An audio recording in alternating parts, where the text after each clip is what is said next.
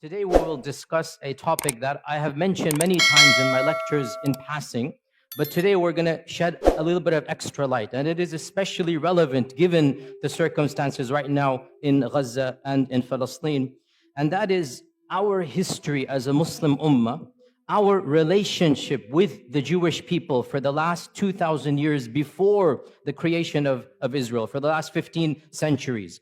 Because the fact of the matter is that it is truly sad in light of our contributions to the survival and the flourishing of this demographics that they seem to ignore and neglect all of these centuries of positive interactions. Because the fact of the matter, once again, Christian Europe treated this demographics in a very different way than we did.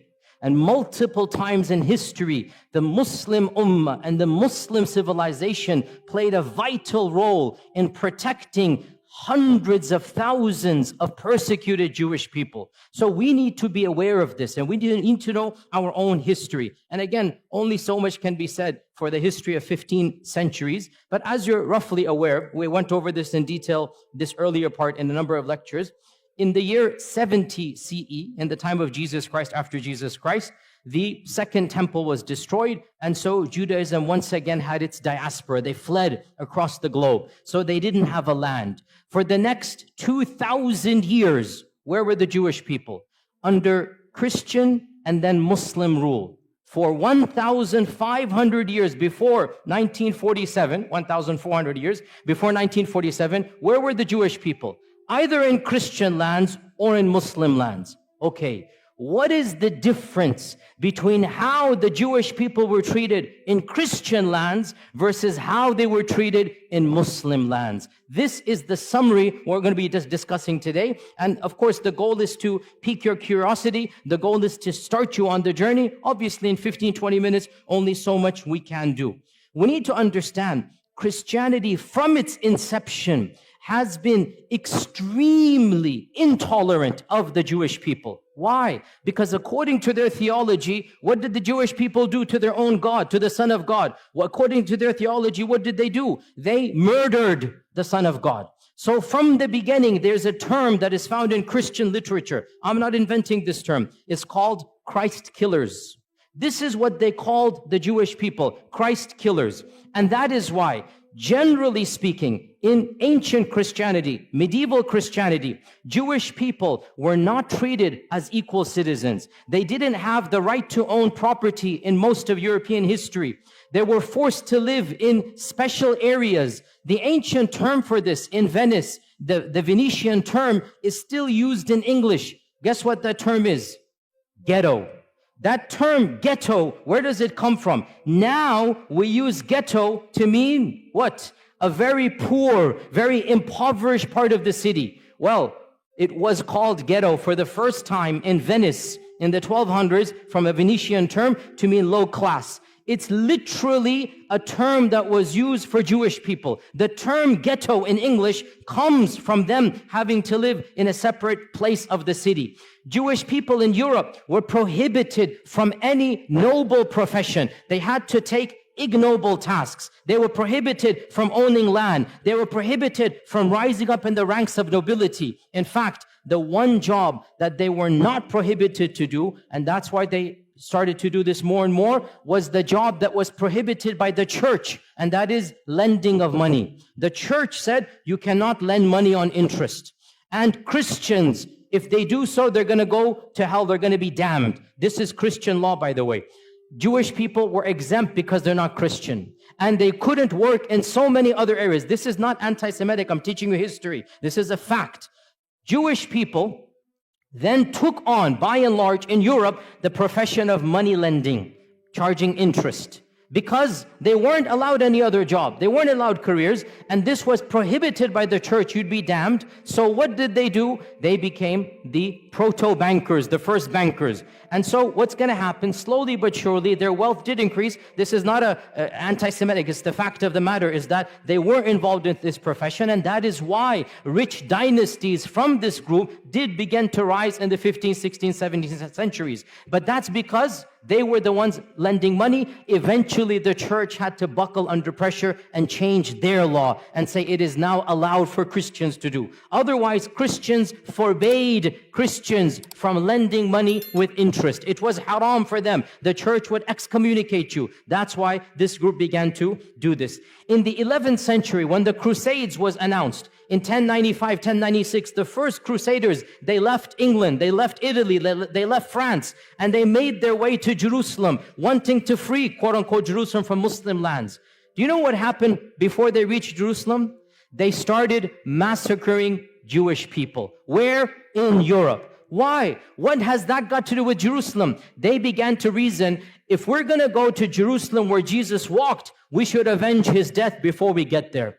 And so, thousands, this is the first time where pogroms happened against Jewish people. Entire cities in Europe, entire cities in Germany. This is in 1096, 1097. Entire cities were decimated from their Jewish populations. It is really pathetic what the Christians did. The women and children ran to the synagogues begging for freedom, and they burnt the synagogue with babies in it. They burnt it. Who? The Christians. Why? Because these are Christ killers. I say this because you need to know, where is this anger? Where is this anti-Semitic coming from? It's coming from Europe. We Muslims had nothing to do with any of this hatred. And you need to know the irony of how we can be accused when in reality this notion of anti-Semitism comes straight from Europe. In the year 1215, the church gave a decree that Jewish people could not live like normal citizens in any Christian land. They had to wear a different clothing. They had to live in different places of the city. They had to have specific professions. This is the Vatican. This is the church normalizing the discrimination of Judaism. This is in 1215. Don't be surprised in a few decades, 1290, King Edward of England said, I don't want any of these people in my kingdom. So he made a decree to expel every single member of the Jewish faith from England. For 400 years, there were no Jewish people in England. 400 years. Why? Anti-Semitism. The king said, none of these people are going to be here. And Shakespeare writes his plays during this time. But the stereotype, the negative, evil stereotype remains in the psyche of Europe. Go read Shakespeare's plays. Go read how he writes about Shylock the Jew. This is Shakespeare, not me. Shakespeare is an anti-Semite in every sense of the term. The stereotypes, the negativity, and ironically, he's never interacted with the Jewish person because there are no Jews in England when Shakespeare's writing because of the decree. Only in 1680 or something, the king relents and allows them back in. And that is why, by the way, to this day in England, the Jewish population is very small compared to other places in Europe because for 4 centuries, they were banned. And one of the worst manifestations of anti-Semitism took place in Andalusia, but not under us. When Ferdinand and Isabella Reconquista, when they conquered Granada, the Muslim land, when they conquered Granada, the first decree, less than 1 week or 1 month after they took power, 1492, they made the decree. It's called the Decree of Al-Hamra because it was in the Hamra Palace. There shall be no Jewish people living in Andalusia. Hundreds of thousands of Jewish people were forced to convert to Christianity or were sent into exile. The entire population of Iberian Spain, and there were, we don't know, 300,000, 400,000, 500,000 Jewish people, they were either forced to convert under torture or they had to flee for their lives. And this is one of the worst manifestations. Now you get to Hitler in the 1930s and 1940s, which is, of course, the worst anti-Semitic outburst in all of human history. And this needs to be said bluntly. Hitler did not come in a vacuum. Hitler is tapping into mainstream Christian notions of anti-Semitism. The term anti-Semite, the birth of anti-Semite, the notions of anti-Semite, it has nothing to do with Arabs and Muslims. It is European and Christian through and through, 100%. Even the term is invented by the Christians and used by the Christians. This is just a summary of Christian lands. Let's move on to Muslim lands. subhanallah, wherever Muslims went and there were Jewish people, the Jewish people faced a type of flourishing. They were given a type of protection they could never find in Christian lands. And when Muslims conquered what is currently Iraq, what is currently Iran, Iraq had a large population of Jews in Baghdad from the time of the first expulsion, not even the second, from 500 BC, because the largest group of Jews from the first expulsion, they went to Iraq. So Muslims found large groups of Jews in Iraq. In Iran, Isfahan, hundreds of thousands of Jewish people, again from the first and second expulsion. And the Muslims came and found them, and they gave them protection under the treaty of Umar ibn al-Khattab. Jerusalem, when Umar ibn al-Khattab marched into Jerusalem, guess how many Jewish people were there? 0. Guess how many synagogues? 0. Jews were not allowed to worship in Jerusalem under the Christians. Guess who gave them the freedom to build the first synagogue after the collapse of the temple? It was none other than Umar ibn al-Khattab radiyallahu anhu. Umar ibn al-Khattab, acting upon Islamic commandments, acting upon prophetic guidelines. Jews and Christians are Ahli Kitab. They have the right to live freely. They have the right to worship. They have the right to build their synagogues and whatnot. Now, modern, liberals come along and they say, oh, the conditions of Umar al-Khattab are second-class citizenship. I'm not going to claim that Umar radiallahu anhu's condition is the same as secular America. It's not. But we're not comparing Umar ibn al-Khattab to secular America. Secular America is a different notion where religion plays no role. In the Islamic scheme of things, religion plays a vital role. So if you're a Muslim, yes, you get perks and privileges, no doubt about that. And if you're Ahl Kitab, there's certain things. For example, you cannot convert people to your faith. For example, the synagogue minaret, or the temple in the synagogue cannot be higher than the minaret of the mosque. I agree, these are conditions, but we're not comparing Umar ibn al-Khattab to modern liberalism. We're comparing Umar ibn al-Khattab to the rest of the world. The fact of the matter, never once in all of Islamic history was there a policy to kill all Jews. Was there a policy to persecute all Jews? Was there a policy to expel all Jews? So Umar ibn al-Khattab radiyallahu anh allowed the Jewish people to come back into Jerusalem. This is the first time they could come back and build the first synagogue under the Khulafa al-Rashidun. And the rest, as they say, is history. That in Baghdad, when the Abbasids made their Baytul Hikmah, the famous house of wisdom, they hired the most competent translators regardless of their background. And because Muslim people weren't studying ancient Greek and whatnot, some of the best translators were from a Jewish background because they're the ones studying ancient Greek, ancient Latin. And so Baytul Hikmah hired the top Jewish minds to be in charge of the House of Wisdom. And when the Fatimids and when the Umayyads of Spain instituted their own Baytul Hikmah, because they wanted to compete, there are 3 khilafas, they wanted to compete with one another. So they made their own institutes of publishing. They also hired the best and brightest minds regardless of their background. Jews and Christians were at the top of this list. You have to understand why. Muslims weren't studying ancient Greek and whatnot. These civilizations were. So the Khulafa and the Sultans hired these people and gave them the best salary so that they can work with them. And one of the most interesting examples in our own history in Andalusia was under the Ta'ifa kingdom of Granada in around 1000, 1030 CE, like basically literally 1000 years ago, the prime minister of Granada, the Sultan was Muslim. The prime minister was a rabbi, and his name is Ismail ibn Naghrilla. Ismail ibn Naghrilla. And he was a rabbi.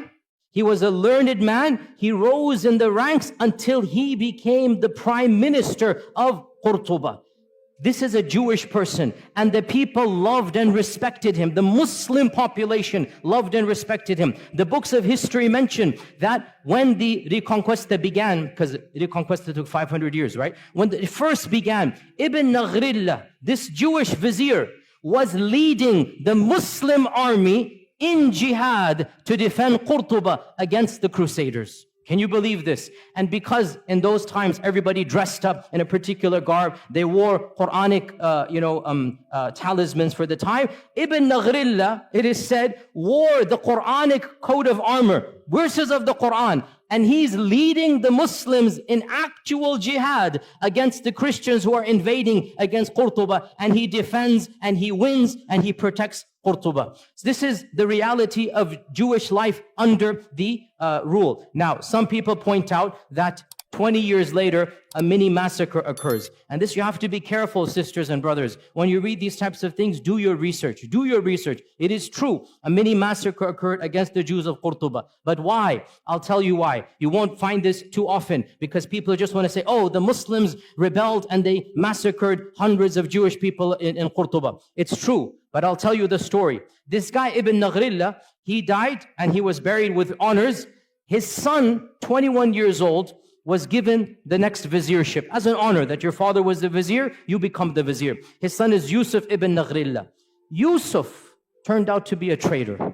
And the first thing he does, he writes a letter to the next kingdom. If you invade on such and such a date, I'll make sure you win over the kingdom. I'll distract the army and whatnot. But there's one condition, you must make me the ruler and I'll pay taxes to you.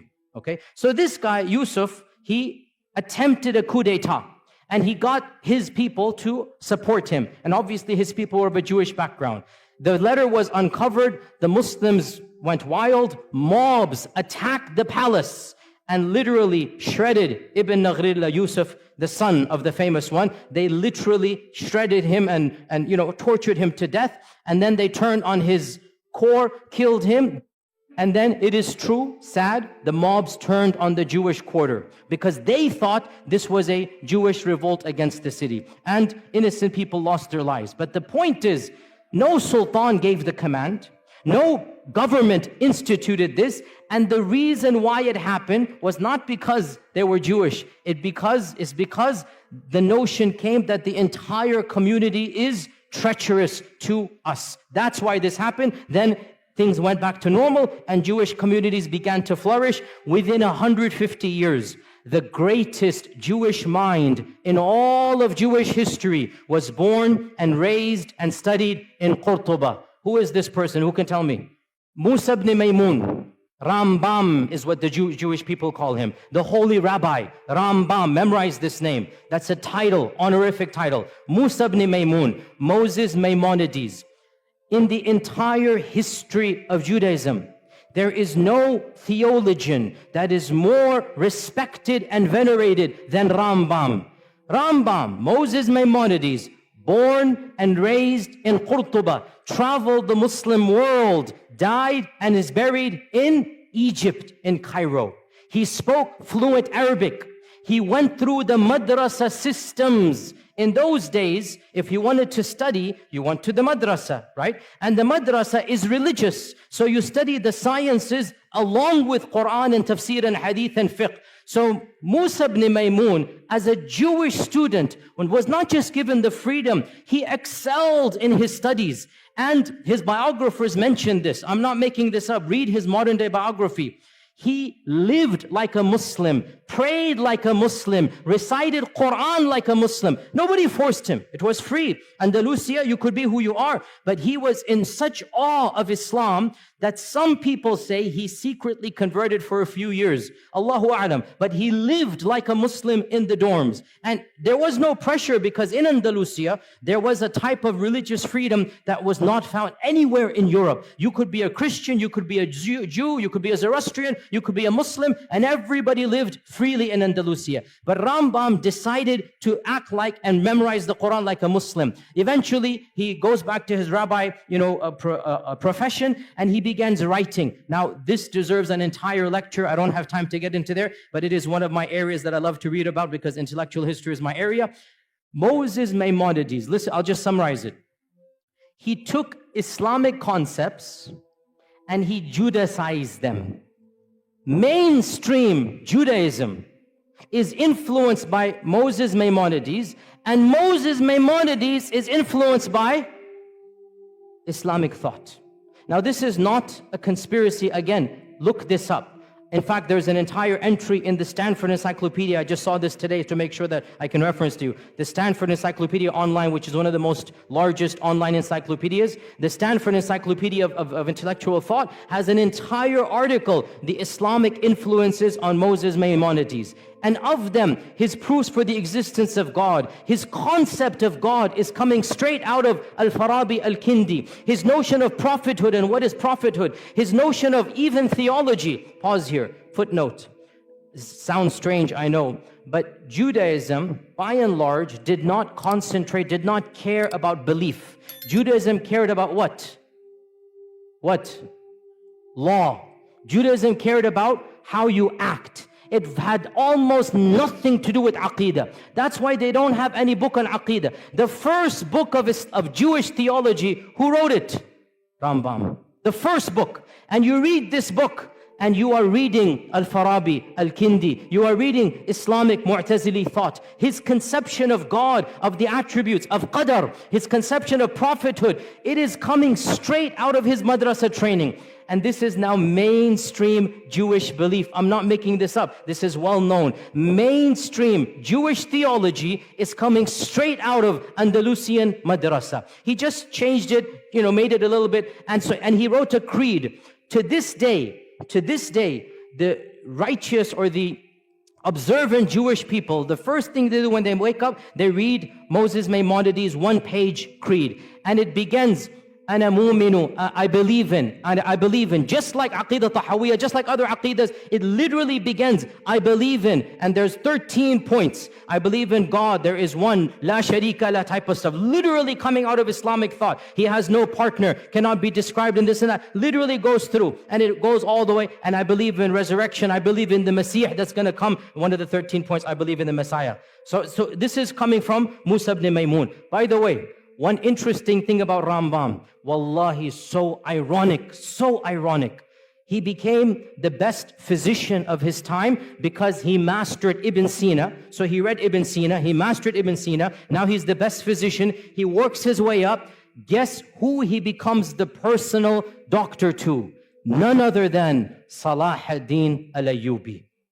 Salah ad-Din al-Ayyubi takes him as his personal court doctor. For a period of time, he travels with Salah ad-Din. He is the primary doctor of Salah ad-Din Ayyubi. Nobody can accuse our religion of anti-Semitism. Nobody can accuse our sultans, our khulafa of hating people because of their different faith. It didn't happen that way. If you were talented, you were the best doctor, and it's so ironic. Salah ad-Din is conquering Jerusalem, and Rambam is his main doctor. Subhanallah. How can we not remind our Jewish brethren of this reality? Look at from where to where. Look at the past and now look at how that has flipped. Eventually, he went to Egypt. He lived in Egypt. By the way, he wrote most of his writings in which language? Arabic. The chief rabbi of Judaism is writing his books in Arabic. This is well known. You can see them and look at them online. And he has a book called The Guide of the Perplexed. And there are a number of papers about this, that this is coming straight out of Al-Ghazali's Al-Munqidh min al-Dalal. Literally, Imam Al-Ghazali wrote Al-Munqidh min al-Dalal, and there is a book that he wrote for his people, The Guide for the Perplexed. And it has the same motifs, the same notion. Again, it's not copy-paste, because in the end of the day, he's an intellectual thinker, but he takes ideas, he takes notions from Islam, and he Judaicizes them, which is what we expect to do. But where is the origin? What's the kernel? From our faith tradition. It is true to say that never in the last 2,000 years before the creation of this country has the Jewish people flourished as they did under Muslim Spain, under Islamic Andalusia, their greatest minds, their largest synagogues. You can visit their synagogues to this day in Qurtuba, in Granada. They still have their synagogues that were built not under the Christians, under the Muslims. Now in 1492, Ferdinand Isabella come, the first decree, all Jewish people will leave or convert or die, be killed. Where did these 500,000 Jewish people go? The Sultan Muhammad II gave a decree.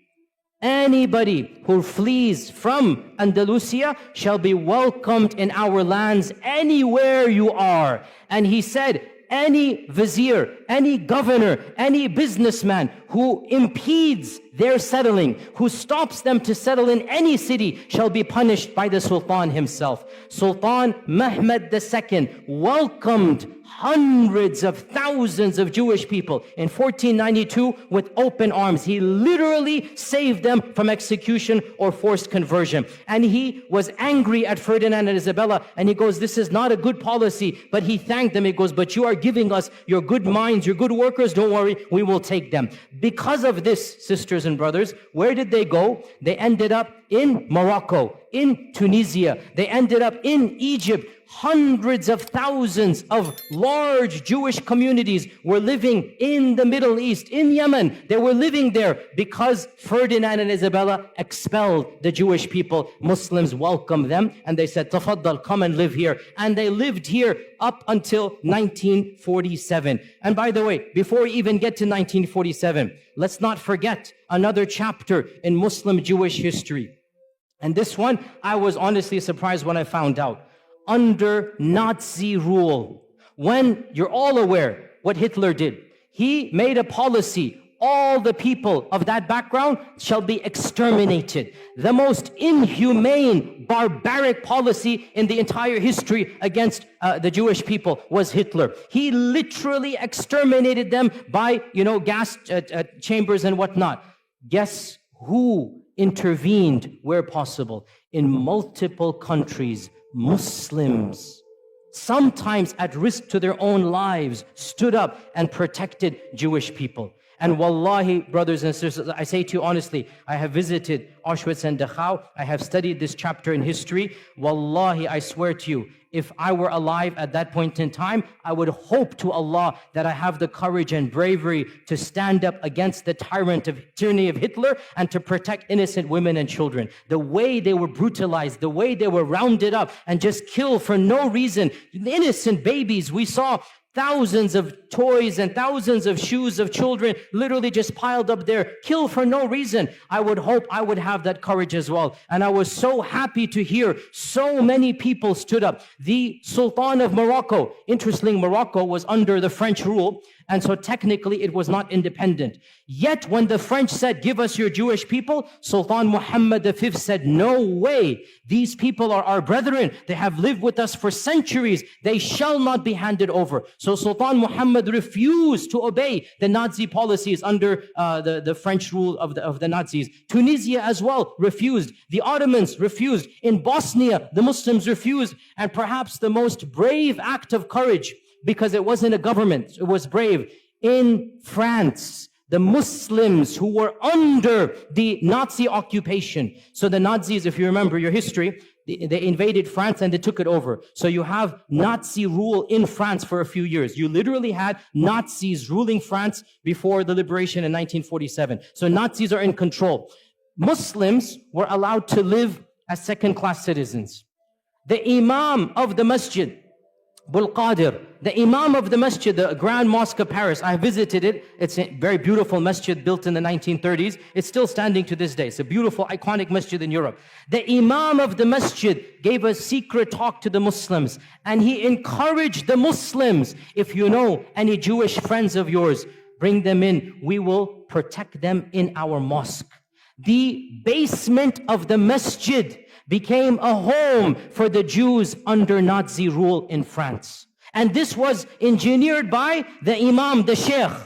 And some people didn't have space. He forged Islamic documents and told them to dress like Muslims. And it is said he saved over 1,000 people by this policy. 1,000 Jewish people in France were saved by the Muslim community who literally banded together. They didn't tell any secrets. There were families in the basement of the masjid, and those that didn't have space, the Imam personally forged IDs that these are Muslims. Because in the end of the day, what do the Nazis know? They look different, they talk different, they dress different. Khalas, they pretend to be Muslims. This is what you call Islamic rule. This is what is akhlaq of the Muslim. When this tyrant comes, you're not going to allow him to do this. You will protect them. And so it is truly sad that all of this history has been completely forgotten. What happened? Obviously, you're aware. In 1947, it is estimated there were around less than 1 million Jewish people living in Arab and Muslim lands. Less than maybe 900,000.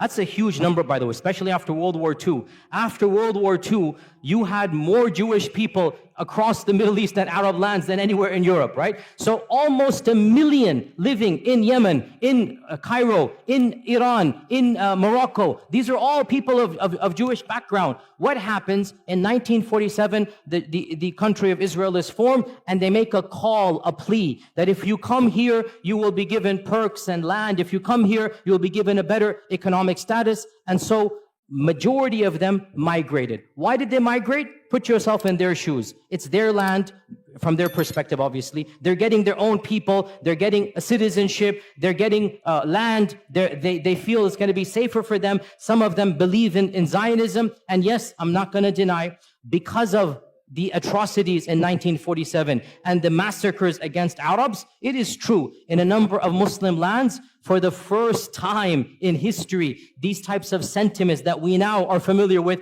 began to develop against the Jewish population. I'm not going to deny this. But why did it happen? Because of politics of Israel. Not because they were Jews, because Israel massacred thousands, hundreds of thousands of Muslims, expelled hundreds of thousands of Arabs. Well, then there's going to be a feeling of sentiment. Why are you guys doing here? Go where you belong and whatnot. So all of this put together in the next 5 to 10 years, from 900,000 Jews in Arab and Muslim lands, currently it is estimated there are less than 15,000 across all lands. 200 here, 500 here. All of them have come to Israel. But one final point, and with this we conclude. Subhanallah, this is something you need to know, O Muslims.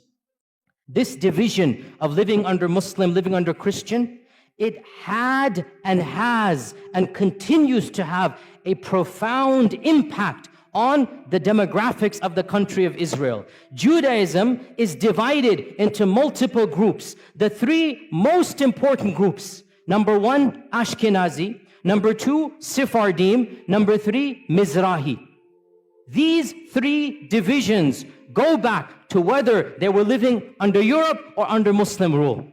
And the most Europeanized Jewish people are the Ashkenazis. These are the ones, they never lived under Muslim lands. These are the ones, they have a different cultural background. They're more European. Generally, they're more secular. Generally, they're the ones in charge. Generally, they're socioeconomically privileged, and they're the governments ever since the founding of Israel. Sephardim are those Jewish people that were kicked out of Andalusia. And Mizrahi are the Jewish people who lived in Arab lands, Yemen, Iran, other places for many millennia. They are the smallest. Generally, Sephardim and Mizrahi are more pious. They're more orthodox. They're more religious. They're more believing in God. And a lot of you don't know this. In Israel, they are treated like second-class citizens. In Israel, because they can tell by your looks, they can tell by your name, they can tell by your culture. The Ashkenazis, who have a white skin color, are the superior class. And of course, there's even a lower category, the Falasha, which are coming from Ethiopia, and you should see how they are treated in Israel. They are the lowest of the low. But above them are the Mizrahis, and above them are the Sephardim. Sephardim and Mizrahis, they are ghettoized in Israel. In the 40s and 50s, they were not given the land they were promised. They were not given the perks that the Ashkenazis were given to. They were not given government positions. And this caused, I'm not joking, you can look this up, in the 60s and 70s, political parties, some of them semi-violent, from the Sephardim, from the Mizrahi, were formed to fight against whom? Against whom? The Arabs? No, Ashkenazis. To fight for their rights. And these days, there is a massive party in Israel called the Shas Party, S-H-A-A-S, the Shas Party. It is the 4th or the 5th largest party. It is a party that was founded to protect the rights of the Arab Jews, i.e. the Sephardim and the Mizrahi Jews, so that they have equal rights as the Ashkenazis. You have to realize racism is rampant in that group of people, even amongst their own. Any Jewish person who lived in Muslim lands, who spoke Arabic, who comes from an Arabic culture, is not treated with the same respect as the Europeans. And this is well known, open secret. Go look it up. Go do your research in this regard. So this is one point. And then I want to conclude on this point, sisters and brothers, and that is that We are not mentioning this. Wallahi, we are not mentioning this to remind them of a debt they owe us. No.